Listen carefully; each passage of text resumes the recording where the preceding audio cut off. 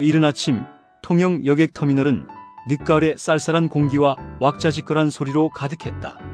철수, 영호, 민수, 준호, 태웅 5남자는 각자의 차를 몰고 전국에서 모여 미리 예약해둔 독채 펜션에 딸린 대장차를 배에 싣기 위해 줄을 섰다. 다들 50대 후반, 가정을 이루고 번듯한 직장 혹은 직장이었던 자리를 가지고 있지만 고향 친구들 앞에선 영락없는 장난꾸러기 고등학생으로 돌아갔다. 야, 철수야. 너는 아직도 아내한테 등산복 입고 간다고 구라치고 왔냐? 준호가 짐칸에 골프채 대신 넣은 낚싯대를 가리키며 킬킬거렸다. 철수가 선글라스를 고쳤으며 헛기침했다. 이 자식아, 낚시가 얼마나 건전한 레저인데. 그리고 내일 아침에 해돋이 트레킹을 진짜 할 거라니까. 철수는 깐깐한 성격이었지만 이번 여행의 총무를 맡아 번위가 필요하다는 핑계로 가장 과장된 허세를 부리고 있었다. 차량이 배에 오르고 5 친구들은 곧장 갑판으로 뛰쳐나갔다. 배가 통영항을 미끄러지듯 떠나자 바닷바람이 코트를 파고들었지만 아랑곳하지 않았다. 이때 약속이라도 한 듯 수십 마리의 기러기 떼가 배의 꼬리를 쫓아 날아들었다. 이것 봐라. 내 특급 비책. 민수가 호주머니에서 질 좋은 새우깡 한 봉지를 꺼내더니 비릿한 바다 냄새가 섞인 바람을 맞으며 허공에 던졌다. 민수는 특유의 능글맞음과 넉살로 사람을 홀리는 재주가 있었는데 새우깡을 던지는 모습마저도 무슨 특수 훈련을 받은 제비족 같았다. 기러기들은 경쟁하듯 날개를 펄럭이며 민수의 새우깡 고개를 따라잡았다. 철수와 태웅도 질세라 동참했지만 그들이 던진 새우깡은 번번이 바람에 흩날려 바다에 빠지거나 배 난간에 부딪혔다. 야, 민수야. 너 무슨 짬이냐? 어떻게 저렇게 정확하게 던지냐? 태웅이 소리쳤다. 민수는 어깨를 으쓱하며 덧붙였다. 이것도 다 기술이야. 내가 옛날에 말이야, 포장마차에서 젓가락으로 파리를 잡던 실력? 닥쳐, 임마. 젓가락으로 파리를 잡긴 개뿔. 영호가 슬쩍 끼어들어 민수의 허세를 꺾었다. 그들의 웃음소리는 갈매기의 울음소리와 뒤섞여 푸른 바다 위로 멀리 퍼져나갔다. 3박 4일 동안의 자유는 그렇게 시작되었다. 욕지도에 도착하여 독채 펜션에 짐을 풀었다. 펜션은 바닷가 바로 앞에 자리 잡고 있어 거실 창문이 마치 그림 액자처럼 푸른 바다와 섬들을 담고 있었다. 숙소 상태를 확인한 철수는 혀를 차며 이 정도 독채면 아내가 용돈을 더 줬어야 했는데 라고 혼잣말했다. 저녁이 되자 태웅이 호기롭게 외쳤다. 자, 오늘 저녁은 자연산 화로회다. 내가 해질녘에 바로 여기서 한턱 쏜다. 태웅은 친구들 중 가장 허당기가 넘쳤다. 큰 소리치고 일을 벌이지만 늘 마무리가 부족했다. 5 남자는 폼나게 낚싯대를 펼치고 펜션 바로 앞 붉게 물드는 바닷가 바위에 자리를 잡았다. 석양은 기가 막혔다. 오렌지색에서 진홍색으로 변해가는 노을이 바닷물을 물들이고 멀리 섬들의 실루엣을 짙게 만들었다. 친구들은 연신야 이 맛에 사는 거지 를 외치며 낚싯대를 던졌다. 하지만 감성만으로는 물고기가 잡히지 않았다. 1시간이 지나자 가장 먼저 낚싯대를 던졌던 태웅의 얼굴에 초조함이 서렸다. 야, 이거 왜 이래? 욕지도 고기들은 눈이 없냐? 내 미끼가 얼마나 싱싱한데. 옆에서 폼을 잡고 앉아있던 민수는 아예 낚싯대를 내려놓고 휴대폰으로 주변 포차를 검색하기 시작했다. 태웅아, 내 미끼가 아니라 내 손맛이 문제인 것 같다. 그 손맛으로 내 아내는 어떻게 잡았니? 이 자식이. 결국 영호가 낚아올린 것은 맥주 캔에 달린 비닐봉지 조각이었다. 준호는 낚시 도구함에 숨겨온 소주 한 병을 꺼내 낚싯대 옆에 세워두고 에이, 낚시는 실패했지만 술은 성공해야지. 경치 좋잖아. 라며 잔을 돌렸다. 해가 완전히 지고 어둠이 깔릴 때까지 그들이 잡은 것은 바닷바람과 세월뿐이었다. 자존심이 상한 태웅은 결국 근처에 위치한 간이 포차로 친구들을 이끌었다. 회는 사는 게 빠르다. 포차는 작고 허름했지만 바다를 바라보는 야외 좌석이 운치 있었다. 주인아 주머니에게 가장 비싼 자연산 회를 주문하고 소주와 맥주를 세팅하자 아까 낚시 실패로 구겨졌던 5남자의 기분이 풀리기 시작했다. 술이 몇 순배 돌자 준호가 분위기를 잡았다. 야, 오랜만에 모이니까 좋다. 우리 이렇게 늙었지만 마음은 아직 팔팔하잖아. 민수는 이때를 놓치지 않았다. 주변을 스캔하던 그의 눈이 포차 안쪽에서 일하는 젊은 직원 2명에게 멈췄다. 두 직원은 아르바이트생처럼 보였는데 손님들이 빠지자 콧노래를 부르며 테이블을 정리하고 있었다. 어이, 총무 양반. 민수가 철수를 툭 쳤다. 여행의 묘미는 새로운 교류 아니겠냐? 우리끼리만 놀면 재미없지. 철수는 처음엔 점잖은 척 고개를 저었지만 민수의 꼬드김과 술 기운에 결국 넘어갔다. 민수는 계산을 핑계로 아주머니와 직원들에게 말을 붙이기 시작했다. 특유의 능글맞은 화술과 50대 남성의 서툰 친절함이 뒤섞여 결국 두 직원을 테이블로 불러내는데 성공했다. 요즘 젊은이들은 이런 트로트 모르지? 라며 영호가 아재의 개그를 날리자 직원들은 억지로 웃는 듯 했다. 하지만 민수는 이 분위기를 단번에 바꿨다. 자자, 나를 봐봐.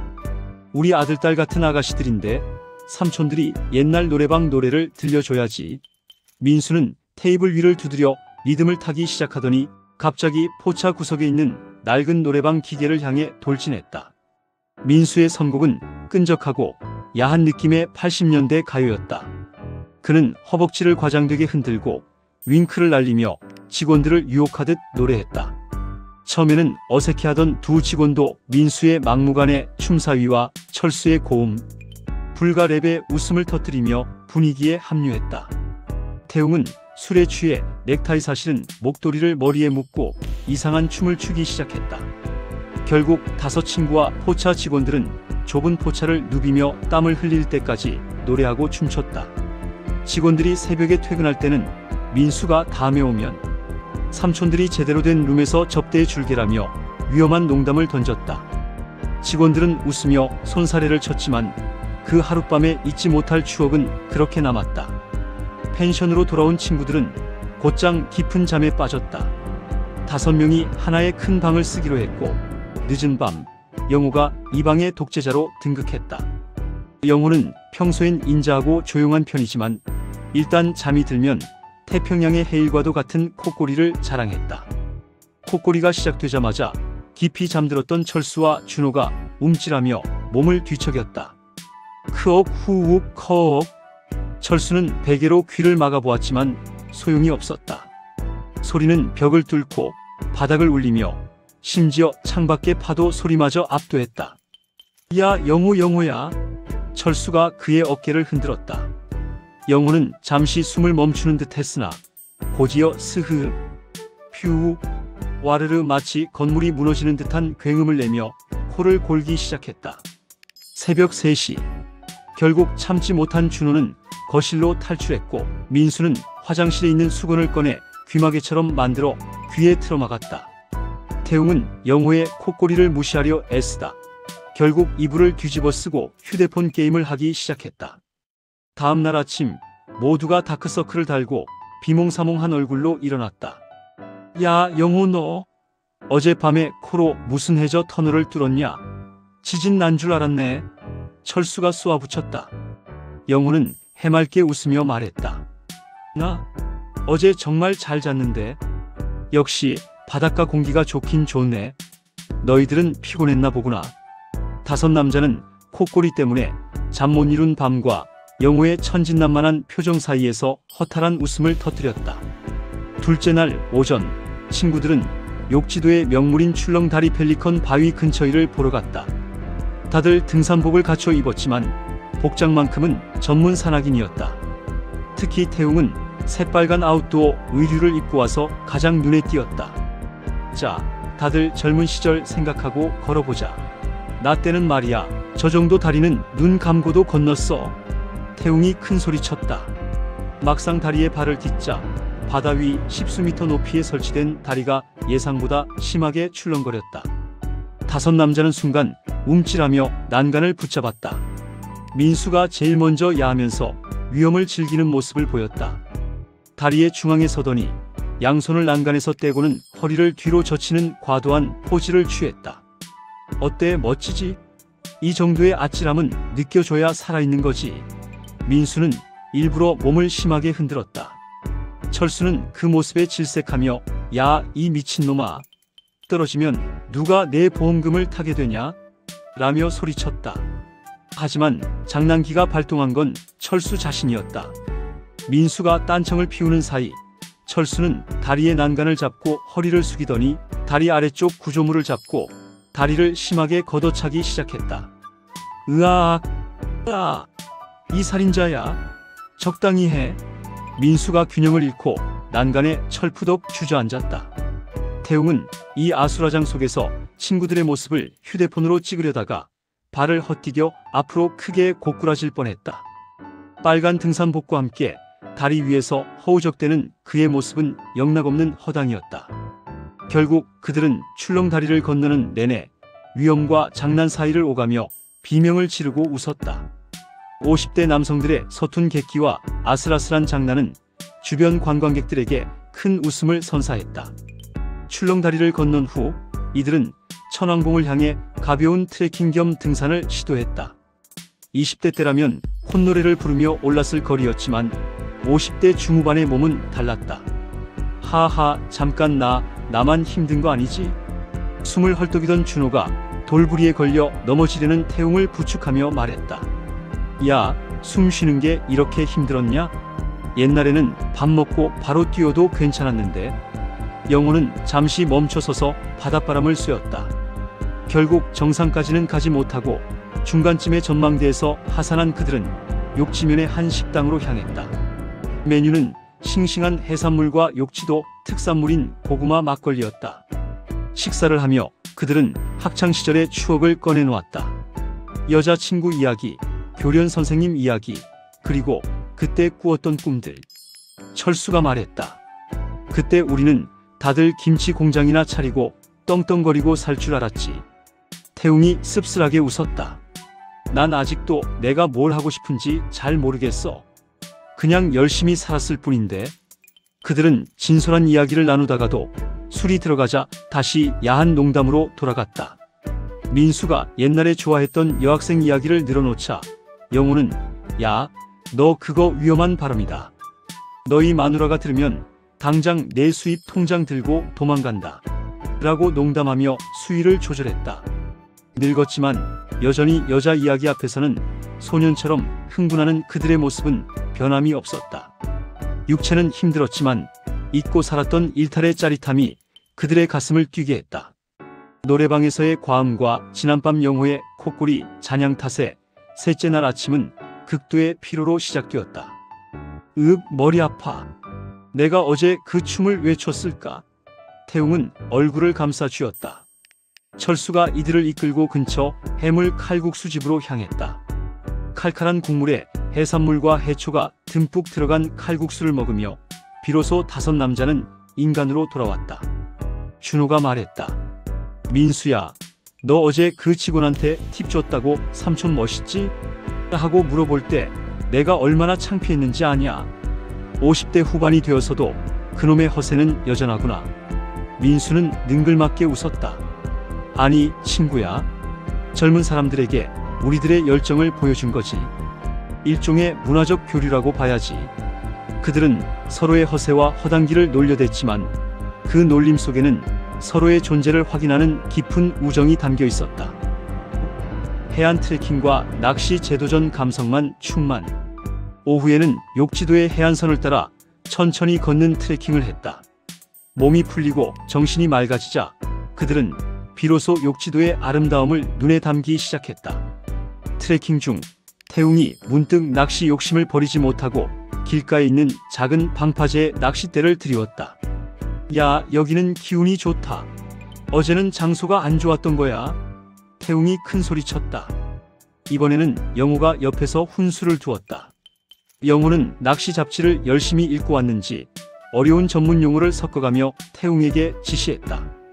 태웅아, 지금은 조류가 너무 강해. 유속을 고려해서 원투를 좀 더 길게 쳐야지. 릴링도 좀 더 섬세하게 해봐. 하지만 태웅은 결국 작은 망둥어 한 마리도 건져 올리지 못했다.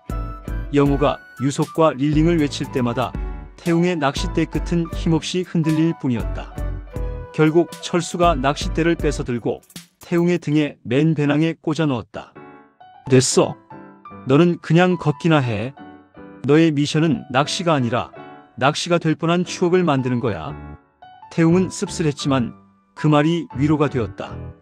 다섯 남자의 낚시 실력은 50대의 허당기를 그대로 보여주는 듯했다. 여행의 마지막 밤, 다섯 친구들은 저녁 식사를 준비했다. 준호와 영호가 마트에서 사온 삼겹살을 굽고 철수가 공수해온 고급 와인과 소주를 섞어 마셨다. 술이 어느 정도 오르자 그들은 지난 3일간의 일탈을 복귀했다. 우리는 이제 나이만 먹었을 뿐 위험을 즐기는 심장은 그대로라고. 그들은 허심탄회하게 결혼 생활의 고충, 자식들의 걱정, 그리고 퇴직 이후의 불안감에 대해 이야기했다. 술잔이 오가며 그들의 우정은 더욱 깊어졌다. 밤이 깊어지자 잠자리에 들었지만 영호의 콧꼬리는 이날 밤 절정에 달했다. 영호의 콧꼬리는 더 이상 콧꼬리가 아니었다.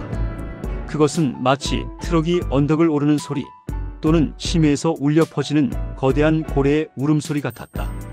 참다 못한 준호가 영호의 코에 휴지를 대보았지만 영호는 코로 휴지를 빨아들일 듯이 숨을 쉬며 코를 골았다. 철수는 결국 체념하고 거실로 나와 새벽 공기를 마시며 앉았다. 그때 태웅이 조용히 옆에 앉았다. 철수야, 우리는 왜 이렇게 잠을 못 자고 돌아다니는 걸 좋아할까? 그냥 편안하게 호텔 가서 쉬면 될 것을. 철수가 대답했다.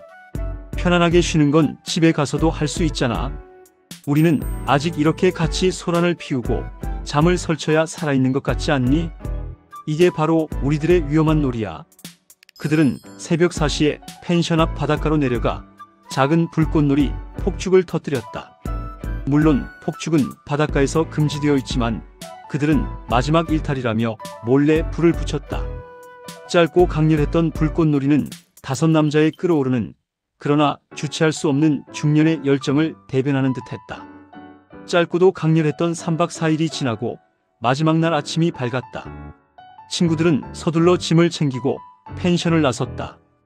펜션을 청소하며 철수가 야 민수야, 혹시 어제 내가 직원들한테 명함 주면서 다음에 청평에서 만나자고 한 거 혹시 나쁜 뜻은 아니었겠지? 라며 마지막까지 걱정했지만 민수는 태평하게 웃었다. 에이 철수야, 걱정 마. 너처럼 그렇게 깐깐하게 사는 게 더 위험해. 욕지도를 떠나는 배에 다시 차를 싣고 다섯 친구는 창밖을 바라보았다.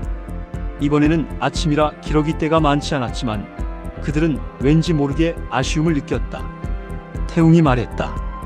이제 집에 가면 다시 점잖은 남편, 점잖은 아빠로 돌아가야지. 준호가 덧붙였다. 맞아. 하지만 영호의 콧꼬리는 현실이었다. 모두가 웃음을 터뜨렸다.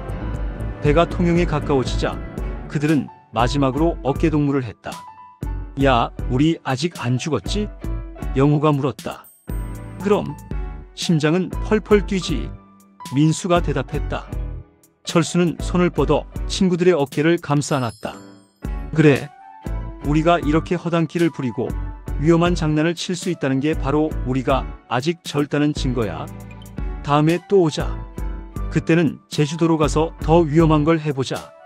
다섯 남자는 욕지도에서의 3박 4일 동안 낚시에 실패하고 등산에 지쳤으며 콧꼬리 때문에 잠을 설쳤고 술집 직원들을 꼬시려는 서툰 시도를 했다.